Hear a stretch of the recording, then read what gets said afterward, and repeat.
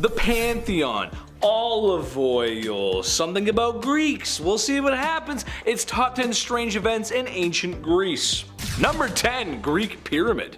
Okay, so ancient Greeks. You got your beautiful women, olive oil, olives, togas, beautiful white buildings. I mean, come on, what am I missing here? Shout out to the Greek community, by the way. Chetty loves you, especially the Danforth. It's a Toronto thing. Well, what if I told you ancient Greeks built a pyramid? 2 to be exact. What? I know, right? They are nothing close to the size or the ones that are in Egypt, but that's okay. Nothing's gonna be like those because those ones are the best. More interesting than that is that we don't really know that much about them. They are notably in poor condition, and scientists are still speculating on who, what, when, why, and how. All we know is the where. It's in Greece. That's all we got so far. Kind of interesting though. You think pyramids are Egyptian, but no, they're in Greece too. I guess they're everywhere. Who knows? Anyway, number 9, Greek computer. The Antikythera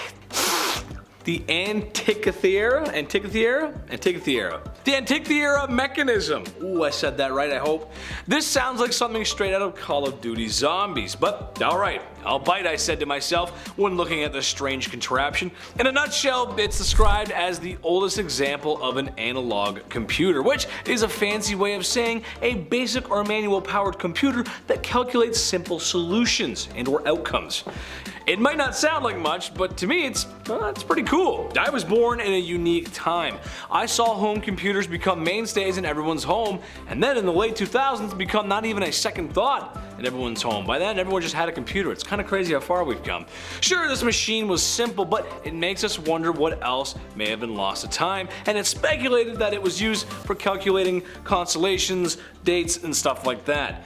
Simple but very complicated. I know I can never build one. Pretty cool. Number 8. Greek cult, also known as the Eleusinian Mysteries. Super secret cult meeting with weird rules. Every generation has this. The Greeks had this, the founding fathers had the Freemasons, and we have anime. Anime North, right? No, I'm just kidding. I love you guys. I'm just joking around. Trust me, there's some crazy clubs out there, man. This cult was so mysterious that, well, the word mysterious kind of comes from that. It was all about Demeter and her daughter Persephone, and to join, you can't have unalived anybody. That was like the main rule. You can't have a rap sheet, bro. No rap sheet. Which, to be fair, is a good prerequisite. I wouldn't want anyone in my club to have that either. That's about where the info well dries up. We don't know that much about them.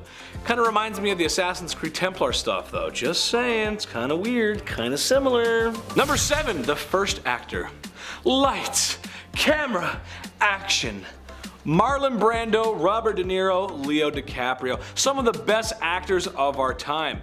Marlon Brando would probably say he's the worst in some sort of weird humble brag, but that's just the guy he was. However, who was the first? Thespius, who jumped on the back of a wooden cart and began reciting poetry as if he was the character. Art. Today that would probably get you locked up in a rubber room, but back then it was art, thus inventing thespian theater. You gotta appreciate waking up one morning and just inventing a new art medium. Yes, I love to be in the back of carts. Number 6, the Colossus of Rhodes. Another one of the 7 wonders of the ancient world is the Colossus of Rhodes, erected by Charles of Lindos in 280 BC. It was constructed to celebrate the successful defense of Rhodes City against an attack by Demetrius Poliorcetes. That's the best you're gonna get, folks. Who had besieged it for a year with a large army and navy. According to modern descriptions, it was 33 meters high or 108 feet in American. During an Arab conquest in 653, she was completely destroyed and all her scraps were melted down or sold. Since 2008, there has been talk of rebuilding this beauty, and hell, I say why not? It would give me another reason to travel to Greece. I want to do traveling, baby. I want to get on my airplane for the first time. You know, and get on there. Maybe make a vlog of it. That'd be kind of cool, right? Number 5, statue of Zeus. Another one of the ancient wonders of the world. The statue of Zeus was a giant seated figure depicting the almighty Greek boy at 41 feet tall. Made by the Greek sculptor Phidias around 435 BC, built inside the temple of Zeus. The statue was made of gold and ivory, totally non-opulent resources, ornamented with ebony, ivory, and more gold. Can never have enough. However, it was lost during the 5th century, and really the only details we know about it are from the ancient Greek descriptions and representations on coins. When I pass, hopefully I'll have left enough comedy for the world to enjoy. Maybe I'll get an opulent statue too. Just no ivory though, that's cruel. So maybe we'll go for like an all maple wood statue or something, since I'm Canadian. Yeah, that sounds pretty good. Maybe like nickel for Sudbury or something, I don't know, something like that. Number 4, Constitution of Athens. The Declaration of Independence. Can you get a more important artifact from the past that shows how things worked? The playbook on democracy and freedom. God bless America. That bad boy is locked up tight. It's important. Just make sure Nicolas Cage isn't anywhere near it. Well, the Constitution of Athens was equally as important, but well, it wasn't Nicolas Cage, but we did lose it. Parts of it were recovered from a papyrus in the late 1800s, but more confusing than that is there seems to be 2 of them. For some reason. It doesn't seem to be a copy either. One possibly a student of Socrates, or perhaps one of Zeus. Truth is, we're not sure, and that's why it's on this list. At least we know John Hancock signed the Declaration of Independence. Put a big old signature right there. And now we know, and it's locked up. Nicolas Cage can't get it. Number 3, Pythagoras. A squared plus B squared equals C, or something like that. Or as Google calls it, the square of the longest side of a right triangle is equal to the sum of the squares of the remaining 2 shorter sides. Pretty sure I heard my math teacher talk about that once, but it's not that important, right? I'm not doing much math, and my high school math teachers. I digress. I shouldn't be mean, because she was actually one of the best teachers I ever had. The subject sucked, but she was great. Shout out to Miss Savage, you're the best. It seems the life and work of Pythagoras are somewhat of a mystery, to the point where, well, it's like third-hand information, and that's never good. A lot of him is told through that of Romans, which is then told through Germanic tales of him, so really, we're just not 100% sure. But his math survived, so maybe there is some truth to it. Who knows? He made it to my math class, so. Number 2, Homer.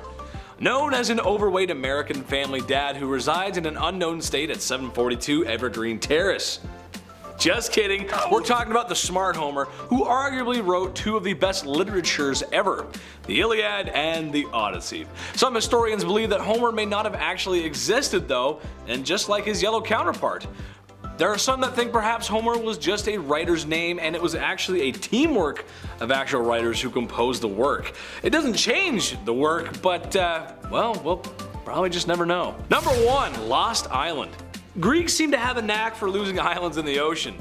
Atlantis, and now this. Today, in what is just off the coast of the Dilkali Peninsula, was the island of Argonusa and the city of Cain. Philosopher Xenophon talks of the city and its battles. However, if you look there now, you would not find very much, as the island has sunk and the city is gone. It's kind of hard to live underwater, we're not fish. Now in its place is the peninsula. A team of archaeologists in 2015 declared this was the site of Cain after discovering evidence of an ancient harbor.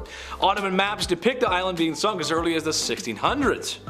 Look at that, you learn something every day here. Look at that. Anyways guys, that's gonna wrap it up for me today. Make sure you like, you comment, and you subscribe here at Bumblebee for more. I promise I got more stuff for you, baby. And if you too want to discover the Lost Peninsula, then check out my socials somewhere down below. I'm a funny guy sometimes. Sometimes I come and make you laugh. Hey, where you at? Anyways, I love you guys so much, and stay through, my little honeybees. I gotta get out of here. Shit. I don't think so, fella. You ain't gonna catch me in there.